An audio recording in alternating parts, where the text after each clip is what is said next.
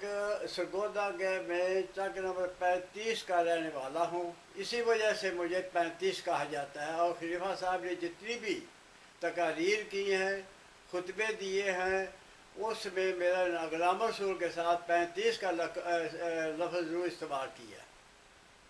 تو یہ لفظ جو ہے وہ میرے چک کی نسبت سے یہ استعمال کیا گیا. جب میں 8ویں جماعت پاس کر چکا تو میرے بھائی نے مجھے قادیان تبلیغ کا کورس مکمل کرنے کے لیے چھوڑا ہے. تو 3 4 5 سال میں وہیں رہا.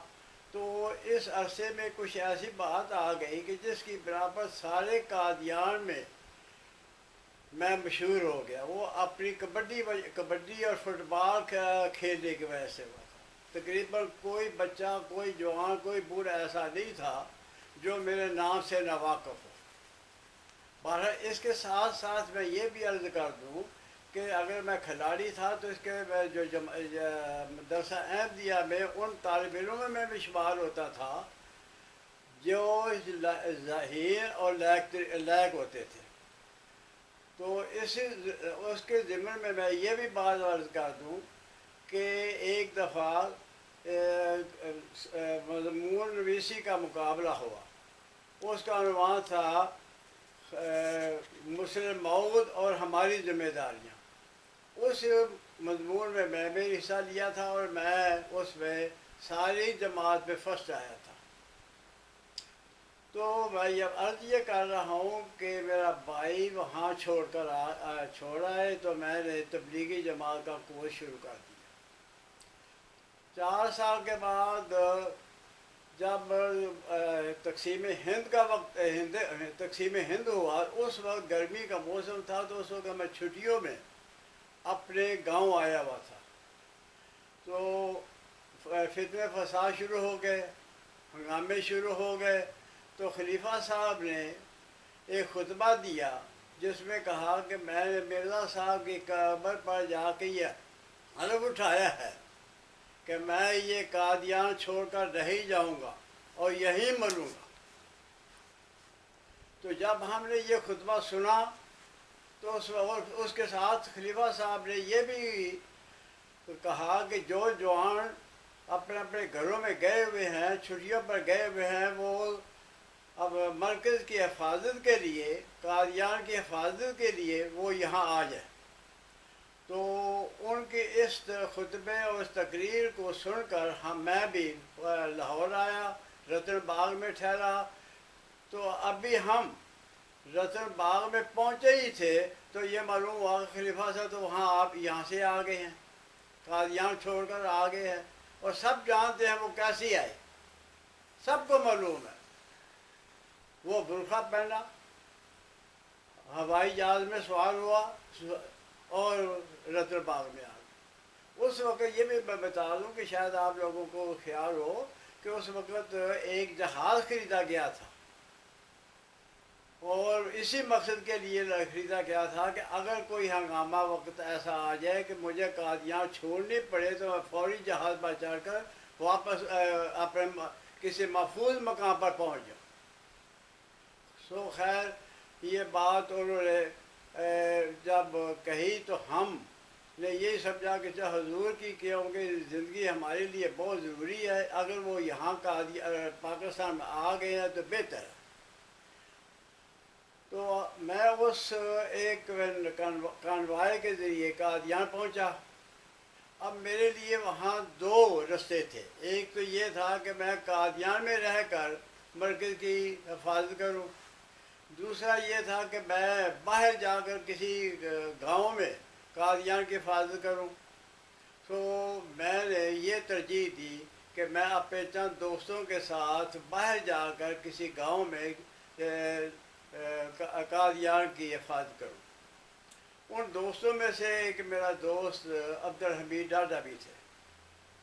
تو خوش قسمتی کہہ لیجیے یا بدقسمتی کہہ لیجیے، مجھے گرفتار کر لیا گیا.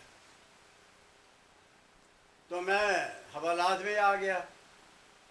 چند دن میں حوالات میں رہا تو مجھے تھانے دار صاحب نے کلانور کے تھانے میں میرا نام درج کیا تھا کہ یہ اس تھانے کا ملزم ہے۔ تو ایک دن کلانور کا تھانے دار آیا اور وہ مجھے ساتھ لے گیا۔ تو رستے میں شام ہو گئی تو مجھے پتہ ہے کہ چند ایک سکھ اس کے ساتھ ملے، انہوں نے کہا کہ یار اس مسئلے کو کہاں لے جا رہی، یہ نہر بہہ رہی ہے، کرپان کے ساتھ اس کا سر کاٹو اور اس کو میں پھینکو۔ بہرحال تھانے دار نے ان کی وہ بات نہ مانی، مجھے کلانور تھانے دار میں حوالات میں بند کر دی۔ تو جب صبح ہوئی تو انہوں نے مجھے حوالات سے نکالا اور مجھے چھتروڑ شروع کر دی اور خوب پیٹا، حتیٰ کہ میرے لیے چلنا مشکل ہو گیا۔ بہرحال وہاں سے پھر جتنی بھی سزا کاٹی، جہاں بھی جتنے بھی سزائیں کاٹی اس حوالات میں، اس کے بعد مجھے گرداسپور کی جیل میں پہنچا دیا گیا۔ تو اس طریقے سے مجھے پھر کافی عرصہ گرداسپور کی جیل میں رہنا پڑا۔ اس کے بعد وہاں سے پھر مجھے جلندھر لے جایا گیا، وہاں قید کاٹی۔ پھر اس میں آپ لوگوں کو یہ بھی میں بتا دوں کہ میرے ساتھ فتح محمد سیال، میجر محمد شریف، عبدالعزیز پامڑی اور احمد خان نسیم، یہ ہمارے ساتھ تھے۔ شاہ ولی اللہ بھی ہمارے ساتھ تھے۔ ہم وہ آمدی تھے جو قادیان سے گرفتار کیے گئے تھے۔ تو یہاں میں ایک دلچسپ واقعہ بیان کروں گا، وہ یہ ہے کہ ایک تھانے دار کی مہربانی کا تھانے دار میں سپرنٹینڈنٹ جیل جو تھا اس کی مہربانی کا ذکر کرنے لگا۔ تو ہم پریڈ میں کھڑے تھے۔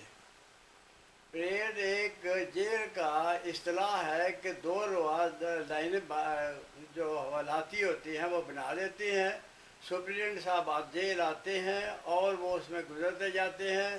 اگر کوئی کسی حوالاتی نے یا کسی قیدی نے کوئی اپنی شکایت بیان کرنی ہو وہ ان کے ساتھ بیان کر دیتی ہے۔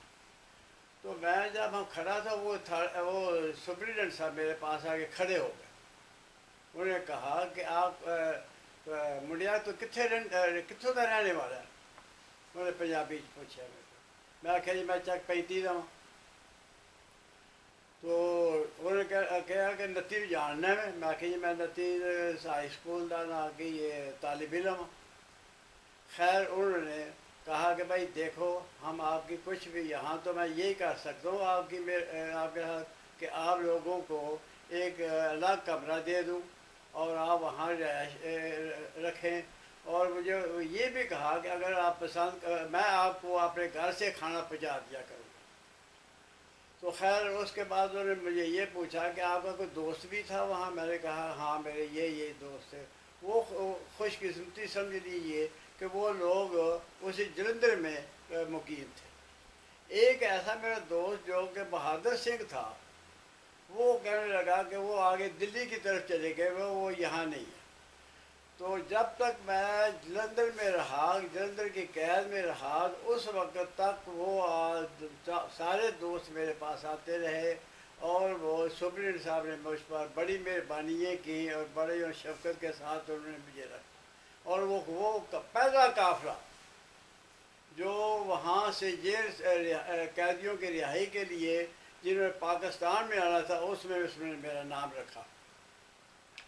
باقی اس نے پھر یہ بھی کہا جو کرنل تھا اس ساتھ لے جانے والا اس کانوائے کو، اس نے خاص طور پر کہا کہ بھائی دیکھو یہ لڑکا جو ہے نا، یہ خاص طور پر میں آپ کو تاکید کرتا ہوں کہ یہ پاکستان میں پہنچے اور کسی قسم کی گزند نہ پہنچے۔ یہ جو میں واقعہ آپ کے سامنے بیان کیا ہے یہ شکرانے کے طور پر اس سکھ سپرنٹینڈنٹ کے شکریہ کے طور پر اب تک مجھے وہ آدمی اور وہ سکھ سپرنٹینڈنٹ جو تھا وہ نتیجہ کا تھا وہ اس کا میں بیان کر دیا۔